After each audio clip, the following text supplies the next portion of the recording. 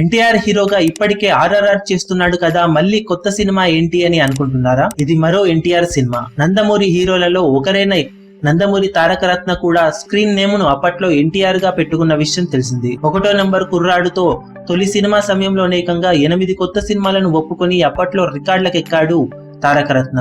కానీ ఆ 8 సినిమాలు బాక్సాఫీస్ దగ్గర భారీ పరాజయాలుగా ఒకటికి మించి ఒకటి నిలబడంతో కెరీర్ అతి తక్కువ సమయంలోనే ముగిసే స్టేజ్ కు వచ్చేసింది. ఇలాంటి సమయంలో విలన్ గా మారి అమరావతి సినిమాలో తన విలనిజంతో మెప్పించాడు తారక రత్న. ఆ సినిమా హిట్ అవ్వడంతో మళ్ళీ అలాంటి రోల్స్ చేస్తాడు అనుకున్న హీరోగా తిరిగి 1-2 సినిమాలు చేసి సెట్ అవ్వక మళ్ళీ కొంత గ్యాప్ తీసుకొని క్యారెక్టర్ రోల్స్ తో సరిపెట్టుకోవాల్సి వచ్చింది తారక రత్నకు. మళ్ళీ కొంత గ్యాప్ తీసుకొని ఇప్పుడు హీరోగా మరో ప్రయత్నం చేయబోతున్నట్లు సమాచారం.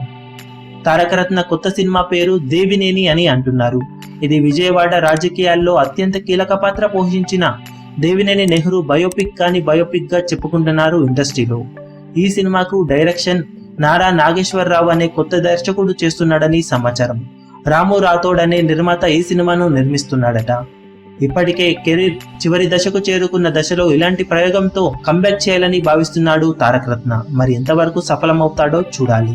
ఈ వీడియో మీకు నచ్చినట్లయితే లైక్ చేయండి, షేర్ చేయండి, ఛానల్ ని సబ్స్క్రైబ్ చేయడం మాత్రం మరవకండి. ఏ చిన్న అప్డేట్ ను మిస్ అవ్వకూడదు అనుకుంటే బెల్ ఐకాన్ ని ప్రెస్ చేయండి.